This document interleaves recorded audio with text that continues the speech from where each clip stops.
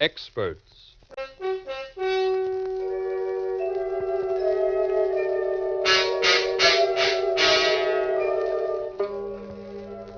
The Mutual Broadcasting System presents Murder by Experts, with your host and narrator, Mr. John Dixon Carr, world-famous mystery novelist and author of the recently published bestseller, The Life of Sir Arthur Conan Doyle. This is John Dixon Carr. Each week at this time, Murder by Experts brings you a story of crime and mystery which has been chosen for your approval by one of the world's leading detective writers. Those experts who are themselves masters of the art of murder and can hold tensity at its highest. This time, our guest expert is the noted mystery writer, Miss Frances Crane. From the many thrillers she has read and enjoyed, Miss Crane has selected a gripping and dramatic story by Philip Andrews. And now we present James Stevens in The Big Money.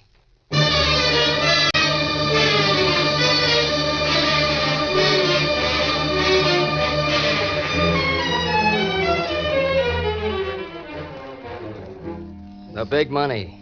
Yeah, I was in the big money. An hour and a half ago, I had $7 million. I had a wife, too. Slender, dark-haired, green eyes, and a cute figure. But she's gone now. She left me 1 hour and 30 minutes ago. No, 1 hour, 31 minutes, and 20 seconds ago. And she took the money with her.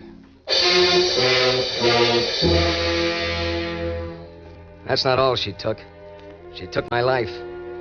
I wish she'd come back. I want my life back. I don't care about the money. She could keep that. After all, it only took me a month to earn it. That's right, 1 month.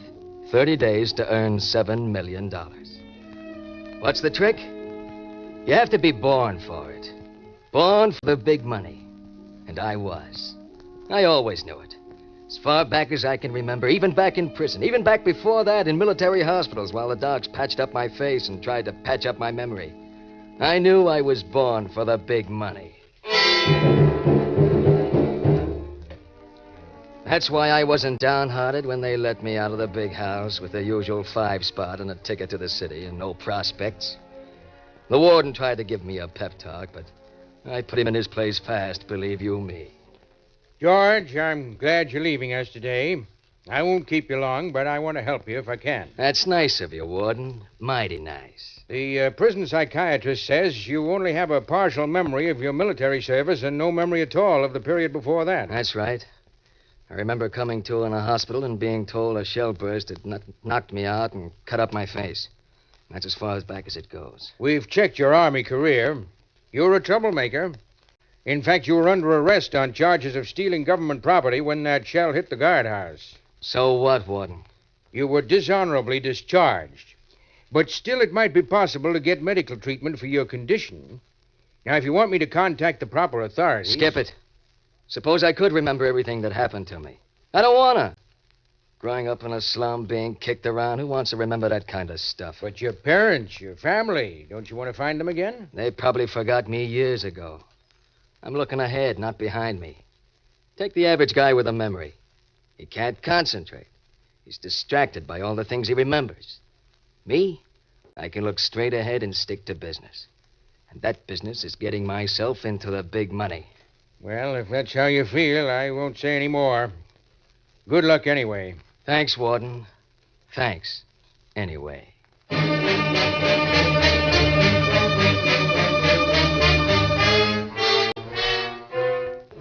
So that was that. 10 minutes later, I was a free man after 2 long years. I hiked straight for the railroad station and caught the first express for New York. Then I ambled back to the club car and ordered a drink. I relaxed and sat back, feeling good. Very good. Across the aisle, a girl was reading a magazine. A knockout. Black hair, green eyes, and lips like rosebuds. Pretty soon she saw me watching her, but she was smooth. She didn't even seem to look at me while she gave me a long, steady once-over.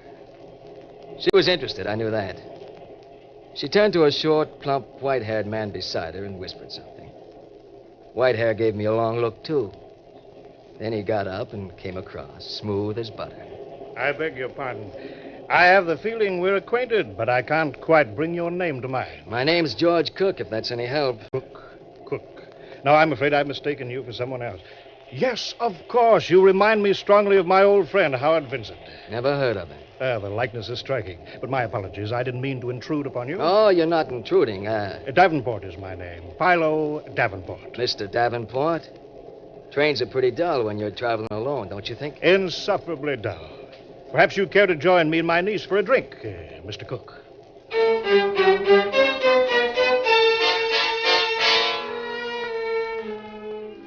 He didn't have to ask me twice.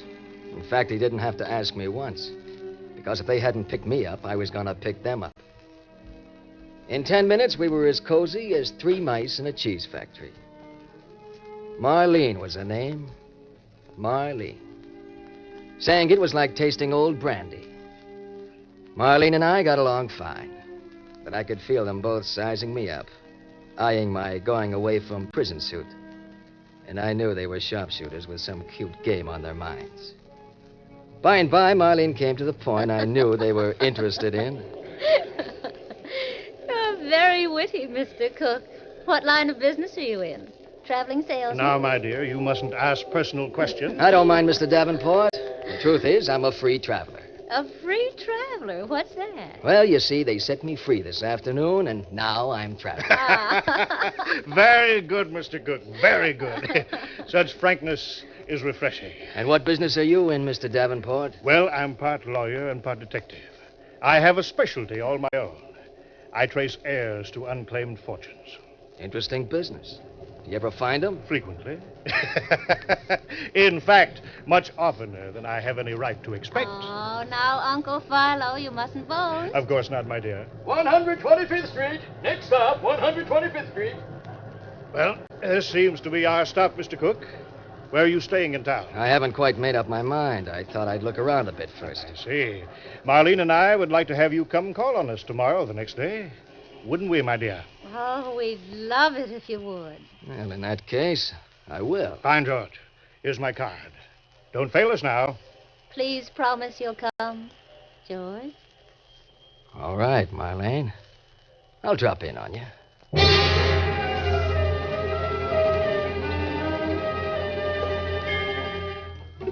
Sure, I was going to drop in on him. Philo obviously was up to some little game, and if I could find out what, it might pay me. So I dropped in the very next morning at 2 a.m. I didn't bother to wake Philo or Marlene. What kind of a friend would disturb them at that hour? I just let myself in with a picklock, found the living room, and started going through it. I began with the drawers of a mahogany desk. And I was just getting going when the overhead light snapped on. And Philo's voice said, Good morning, George. So nice of you to come see us so soon. I turned, nice and carefully. And there was Philo in a dinner jacket and Marlene wearing a gown that started at the floor and stopped unexpectedly. Oh, now, Uncle Philo, don't make George think he isn't welcome. Put away that gun. Offer him a drink. Of course, my dear. George, if I put away this gun, will you sit down for a glass of brandy and a nice quiet chat? Why not, Philo? I'll sit here on the couch. I was just looking around the room while I waited for you. Admirable. Marlene, he's our man. I know he is. Congratulations, George. I'll get the brandy, Uncle Philo. You know, George, I made a bet with Marlene you'd show up tonight. Philo, I underestimated you. So you were waiting for me? Yes, we've been waiting for you. Since we left you on the train, I've checked your entire career. Your Army record, your being wounded, your prison sentence for robbery after your discharge, your loss of memory, everything. That's fast work. Well, it's my business. On the train, Marlene and I were startled at your resemblance to a certain Howard Vincent. Yeah, you mentioned him before. Who is he? I'll come to that in a moment. I said that my business is finding missing heirs who have fortunes waiting for them. I'm successful at it, George, because sometimes when an heir can't be found, I create one. Philo, I'm beginning to think you aren't honest. Which brings me now to Howard Vincent. He died in a train wreck in 1941. I saw his body, but only I know for certain that he is dead. I see. Go on. for 4 years an estate of $7 million has been waiting for him to turn up to claim it. $7 million? And a few odd thousands. Here's the brandy, Uncle Philo. Thank you, my dear, thank you. Here you are, George. Right. Now I propose a toast to Howard Vincent, formerly George Cook, and to $7 million, divided 50-50.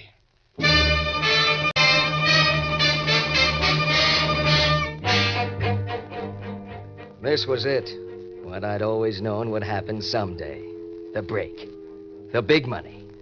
$7 million. $7 million just waiting for me to reach out and grab it. The three of us sat up most of the night while Philo outlined the deal. You see, George, you're perfect for the part of Howard Vincent. You look enough like him so that we can claim it's the scars from your wound that keep the resemblance from being exact. I think they rather improve your looks, George. I wouldn't want you to look too much like Vincent. In his photographs, he's rather vicious looking. Well, thanks, Marlene. I never dreamed that shellburst was going to blow me right into $7 million. $3.5 million. Remember? Oh, sure. 3.5. Your loss of early memory is also very fortunate. Ordinarily, we would have to fake it to explain why you didn't remember little details of your past. And that's so hard to do. Uncle Philo tried it once, but the results were very bad, weren't they, Uncle Philo? Let's not dwell on that case, my dear. In this instance, George's Army medical history authenticates his condition, so he doesn't need to remember a thing. I told the warden that memories only handicap a man. Your prison record will have to be freely admitted. Naturally, you'll be thoroughly checked. Sure. But suppose they manage to trace me back to before the Army, to the time I can't remember about. What then? They won't. You see, I am in charge of the search for Vincent. You? How come, Philo?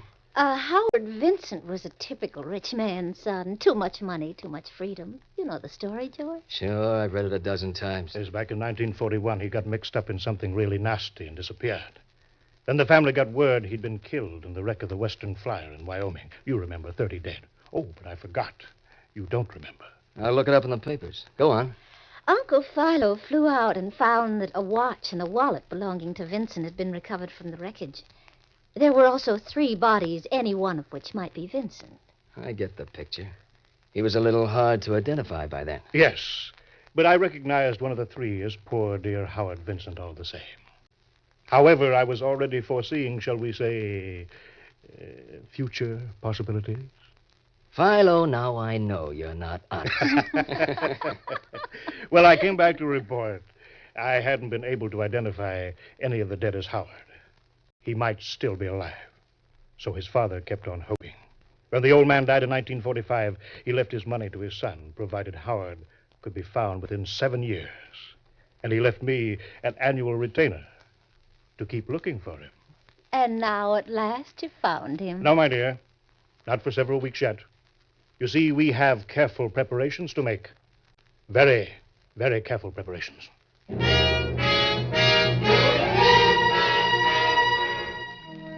Philo's plan was nice and simple. I went down to the Bowery and got a room in a cheap flop house. Next day, I found a job as a mechanic. Every day after that, I ate lunch in Battery Park near the Wall Street district.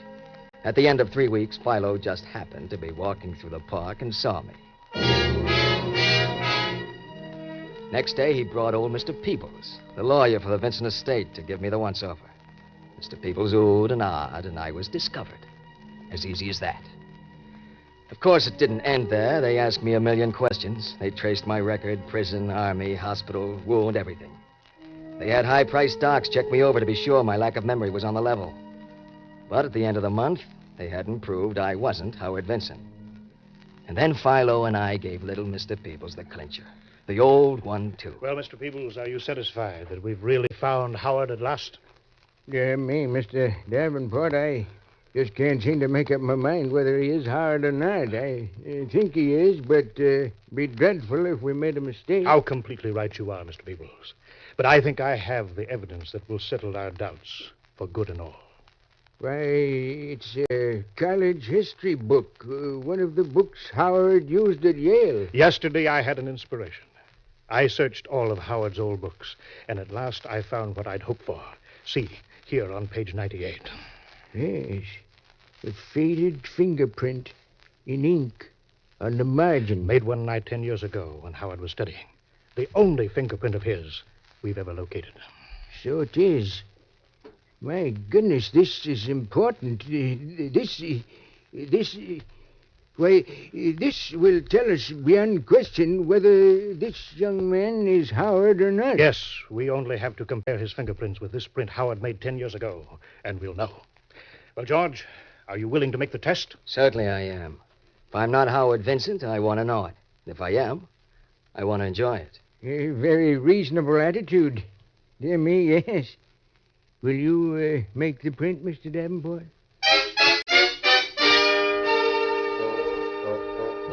Well, Philo made a print of my index finger, and little Mr. Peoples squinted at it, then at the print in the history book.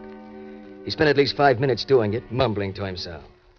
This is an important moment. Very important moment. Dear me. Yes. Yes, I'm sure of it. The prints match. You are Howard Vincent. Congratulations, my boy. Congratulations. Of course the prints matched. Philo had faked that print in the history book a month before. I was in. The big money at last. $7 million. Yes, 7, not 3.5. I didn't have any more idea of splitting with Philo than of flying to the moon. Naturally, I didn't tell him that. Not yet. I sort of got the feel of things first. I settled into being Howard Vincent very, very quietly. You know how the big money works. Hush, hush. That's how I wanted it. But pretty soon I felt as if I'd been Howard Vincent all my life, and I began to enjoy it. But I couldn't put Philo off forever. And the showdown came one morning in my plushy private office at the very top of the Vincent building. Philo and Marlene were both there, and they got down to business fast. Well, George, you've adapted yourself to wealth very quickly. Enjoying yourself, eh? I certainly am, Philo. I always knew I was meant for this kind of life. It seems to come natural to me. I believe I could get used to it myself. Which brings up the matter of my split. Of course, Philo, but it'll take time. It has to be arranged. Very smoothly arranged. Oh, we understand that, George. It isn't that Uncle Philo distrusts you. He'd just hate to have a misunderstanding spoil our friendship. It's a big job, turning over half the estate without anyone getting suspicious. Of course it is, my boy. Of course it is. And I'm going to give you 2 years to do it in. 3, if you think necessary. But I will want monthly installments of at least $50,000 until the final settlement. $50,000 a month, but Philo... Oh, George, that isn't so very much. Out of all the millions you'd never have had but for Uncle Philo. Oh, all right. You win. $50,000 a month. I'm glad you're seeing it my way. And now that that is settled, we won't be meeting again, George. We won't. Why not? Uncle Philo means he'll feel safer if he's where you can't try to kill him, George. Kill him? That's ridiculous. I wouldn't dream of any such thing, Philo. You know that. Of course I do, my boy. Especially since as soon as I leave here, I intend to write out a complete account of this interesting affair and leave it with a friend to be forwarded to the police if anything violent should happen to me. Now, that's not necessary, Philo. Nevertheless, I shall feel better when it's done. Marlene, my dear, shall we go now? In a minute, Uncle Philo. I want to powder my nose first. I'll be right back. No hard feelings, I hope, George. It's only good business, you know, to take precautions. Of course, there's no hard feelings. I'm still making out pretty good. Here, let me ring for the elevator for you.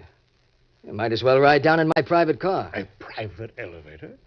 Well, great wealth has its privileges, as I hope to find out.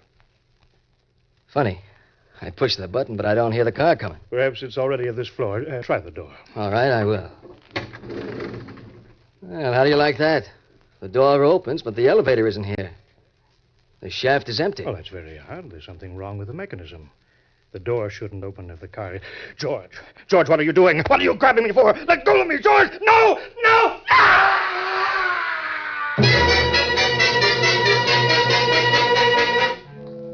I shoved hard, and Philo went down the elevator shaft, clawing at empty air and moving his feet like a ballet dancer. His scream coming back to me, channeled upwards by the shaft. He screamed, and then he stopped. Yes, there was something wrong with the elevator, all right. I discovered it that morning, but I hadn't reported it. Instead, I'd sent for Philo and Marlene for this showdown. Now Philo was disposed of. Accidentally, with no comeback at me. I only had to take care of Marlene.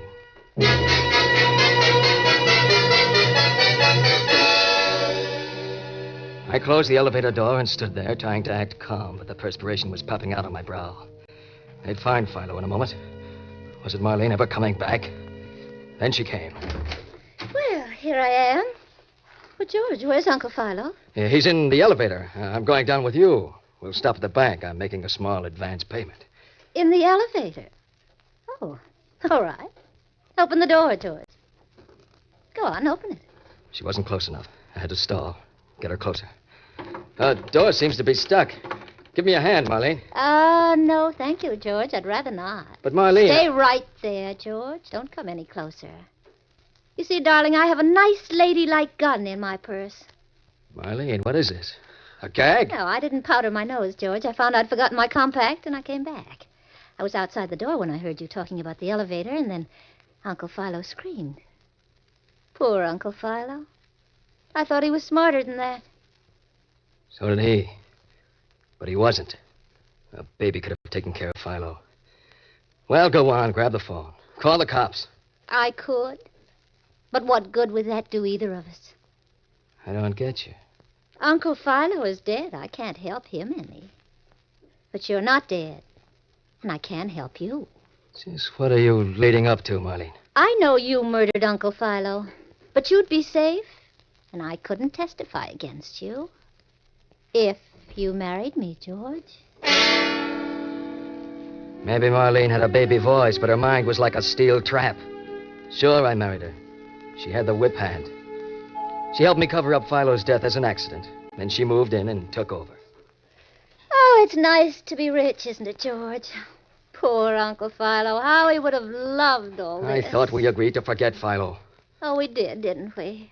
All right, I'll change the subject then. I saw a dream of a diamond necklace at Carter's today. No, I won't buy it. You're spending money as if I had all the dough in the world. Marlene, You'll do nothing, George. Please sit down and stop clenching your hands. You know you're never going to touch me.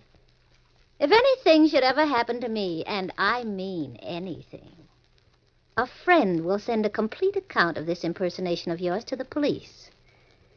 So you're going to take good care of me, darling. And that being the case, why don't we be friends? I'm not such bad company. Am I, George? No, Marlene wasn't bad company. She was very good company when she wanted to be. And that written account to go to the cops if anything happened to her protected her better than a bodyguard could have. So I made the best of it. We got along all right. Except that Marlene spent money like crazy. Until one night on our private terrace 20 stories up with a bottle of Napoleon brandy open between us, I began to feel sleepy. Very sleepy. Too sleepy. I tried to stand up, and I couldn't.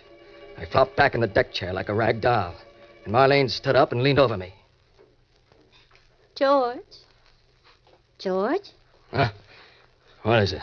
Why don't you go inside instead of falling asleep out here on the terrace? Go inside? Yeah, that's a good idea. I tried to stand up again. This time, with Marlene's help, I made it. She stood very close while I wobbled to keep my balance. And I knew she'd put something in the brandy. Liquor by itself couldn't have done that to me. Marlene. Marlene. Yes, George? What'd you put in the brandy? Just a few drops of something, George, dear. Steady. Mustn't fall, not yet. We're not close enough to the railing. What are you up to? You've never stopped trying to find a way to be rid of me, have you, George? Well, you'll never succeed because I can make plans, too. And I've made my plans to be your widow. That's crazy. You can't get away with it. Oh, of course I can. You're going to have an accident. You're going to fall 20 floors from this balcony to the nice, hard street. Now, come over here, George. Another step. That's right. No, I won't. You can't. Oh, but I can. What I put in the brandy has made you helpless as a baby. Matthew, the butler, will testify how drunk you were. George, Can you hear me? Yes, I can hear you. George, let go of my wrist. You can make plans, George, Betty, let me go. but you overestimated how far gone I was. I'm pretty wobbly, Let me but go, not George. wobbly enough for you to push me over any railings. I was just joking with you, George. I was just trying to scare you. Let go of me. Oh, no, you don't. George. We're going inside. I'm going to teach you a little lesson. Stop struggling. It won't do you any good. George, let go of me. Marlene! Let go. Marlene, look out!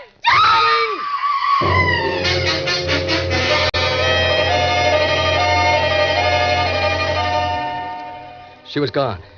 She went the same route Philo had taken. But this time I'd have given both arms to save her. I stood there trying to get hold of myself, and behind me I heard the French door open. I turned. It was Matthew, the butler, gargling at me. Mr. Vincent.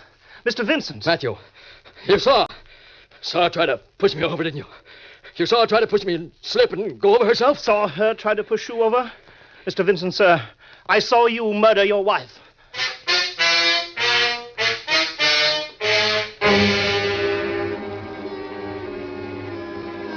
Well, that's the story. You, Mr. Peebles, and all you others. I sure had you fooled. Howard Vincent. That's a laugh. I was born in the gutters, but born for the big money, and I had it, even if it didn't last.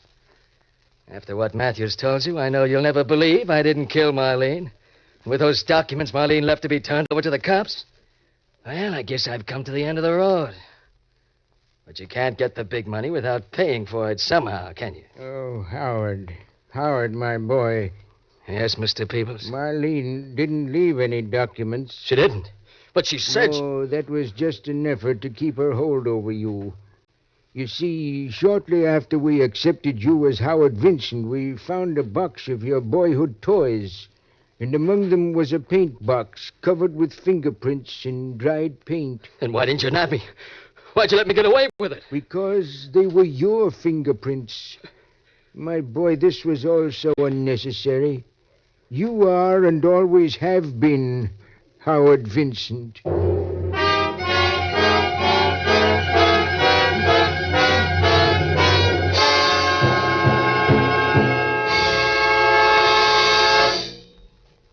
And so the curtain falls on The Big Money, which was chosen by guest expert Francis Crane, whose latest mystery, The Flying Red Horse, has just been published. Next week at this time, Murder by Experts brings you a story of a murderer whose victim refused to stay dead, selected for your approval by Cornell Woolridge. Until then, this is your host, John Dixon Carr, hoping you'll be with us next week at this time. The Big Money was written by Philip Andrews and adapted for radio by Robert A. Arthur and David Cogan. In the cast were James Stevens, Ann Shepard, Eric Dressler, and Wendell Holmes. Music is under the direction of Sylvan Levin and was composed by Richard U. Page. Murder by Experts is produced and directed by Robert A. Arthur and David Cogan.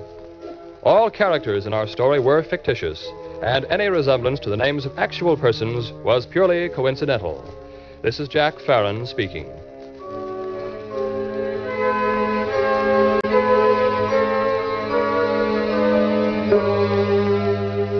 This is the Mutual Broadcasting System.